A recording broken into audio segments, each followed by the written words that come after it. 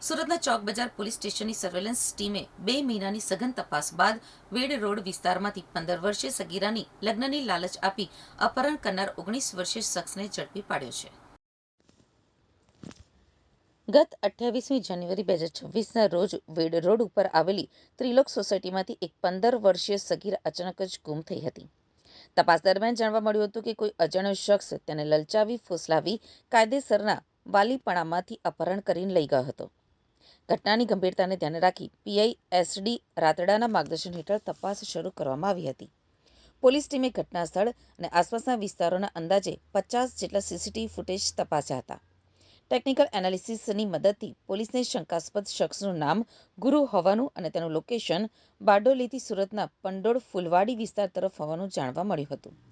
પોલીસને ચોક્કસ બાતમી મળી હતી કે આરોપી ગુરુ તેના મિત્ર પાસે પૈસા લેવા માટે ફૂલવાડી વિસ્તારમાં આવવાનો છે અને ત્યાંથી સગીરાને લઈને મધ્યપ્રદેશ નાસી જવાની ફિરાકમાં છે. આ બાતમીના આધારે પોલીસે જિલ્લાની બ્રિજ પાસે વોચ ગોઠવી હતી અને આરોપી ત્યાં પહોંચતા જ તેને સગીરા સાથે ઝડપી પાડ્યો હતો. ઝડપાયેલા આરોપીની ઓળખ ગુરુકુમાર ગોવિંદ શાહ તરીકે થઈ છે. તે મૂળ બિહારના સિવાન જિલ્લાનો રહેવાસી છે અને સુરતમાં છાપરા ભાટા રોડ ઉપર મજૂરી કામ કરતો હતો.